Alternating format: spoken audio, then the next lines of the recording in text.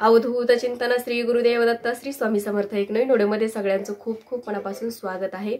तर उद्या आहे संकष्ट चतुर्थी आणि जी प्रत्येक महिन्याला येत असते आणि उद्या प्लस गुरुवार पण आहे।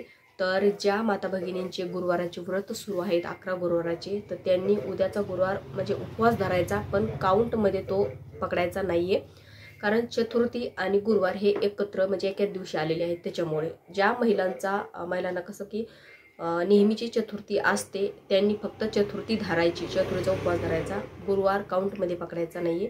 बाकी तुमची सेवा जी काही करताय स्वामी चैत्र सारामृतची किंवा ती सगळी सेवा करायची आहे, फक्त काउंट मध्ये गुरुवार धरायचा नाहीये। कारण असे उपवास असले, आपले व्रत असले आणि दुसरा उपवास एकत्र जर आला तर आपण काउंट मध्ये तो पकडत नाही। त्याच्यामुळे तर आता माझा पण गुरुवार आहे, पण काउंट मध्ये मी पकडणार नाही, फक्त सेवा वगैरे उपवास वगैरे सगळं करणार आहे। ज्यांना चतुर्थी नाहीये, चतुर्थी नसते त्यांनी पकडला तरीही चालतो। तर आजच्या व्हिडिओमध्ये आपण बघणार आहोत की चतुर्थीचा अतिशय प्रभावी उपाय, अतिशय प्रभावी म्हणजे 200% खात्री सांगते इतका प्रभावी हा उपाय आहे। बघा, बऱ्याचशा महिला अडचणीमध्ये असतात की घरामध्ये भांडणं होतात, सासू सांगते की हिला सोडून दे, घरामध्ये मान सन्मान दिला जात नाही, सतत अपमान केला जातो।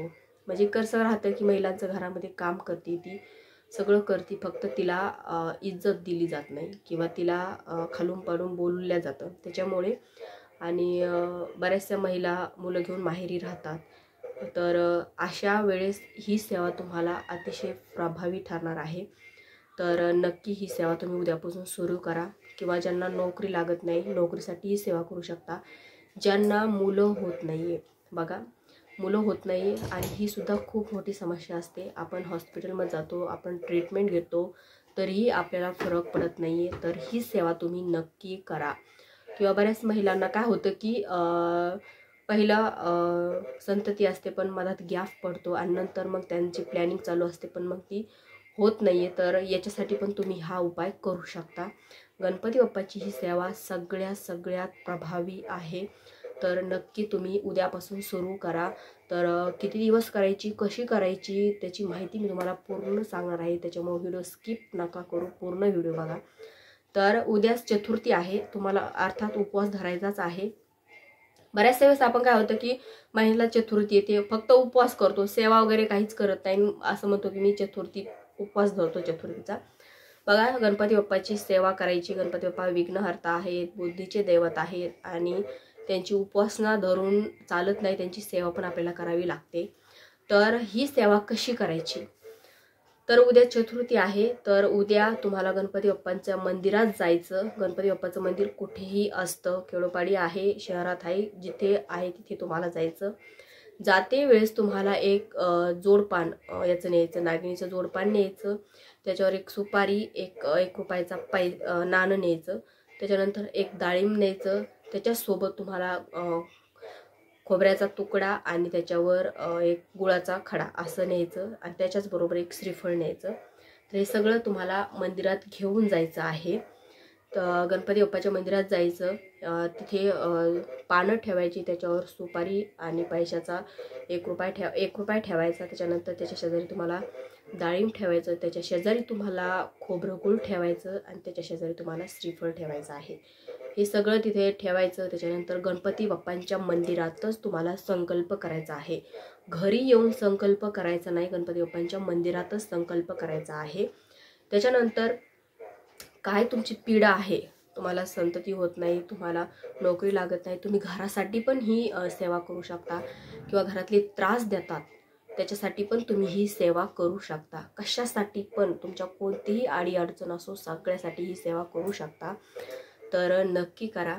आता तिथे संकल्प करायचा, संकल्प करते वेळेस तुमचं गोत्र सांगायचं, तुमचं नाव बोलायचं, नंतर तुमची जो काही प्रश्न आहे ते तिथे बोलायचा आणि संकल्प सोडायचा। मंदिरातच पहिल्याच दिवशी संकल्प सोडायचा। उद्या चतुर्थी आहे, उद्या जाऊन तिथे संकल्प सोडायचा आणि नंतर मग संकल्प वगैरे सोडायची काहीच गरज नाही आहे। संकल्प कसा सोडायचा माहिती असेलच तुम्हाला।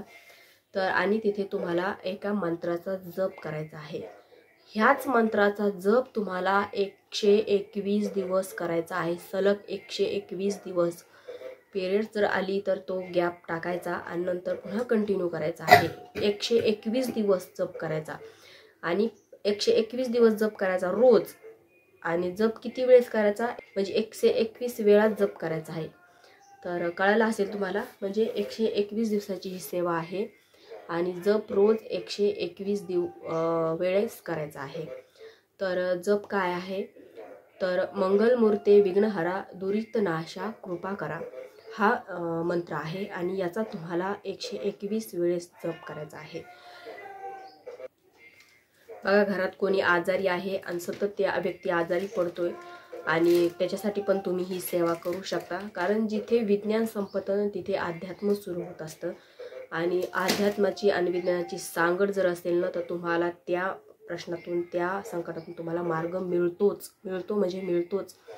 त्याच्यामुळे तुम्हाला ही सेवा तुम्हाला उद्यापासून करायची आहे. 121 दिवस करायची आहे आणि रोज या मंत्राचा जप तुम्हाला मंगलमूर्ते विघ्नहरा दुरितनाशा कृपा करा ह्या मंत्राचा जप तुम्हाला 121 वेळेस रोज 121 वेळेस तुम्हाला करायचा आहे.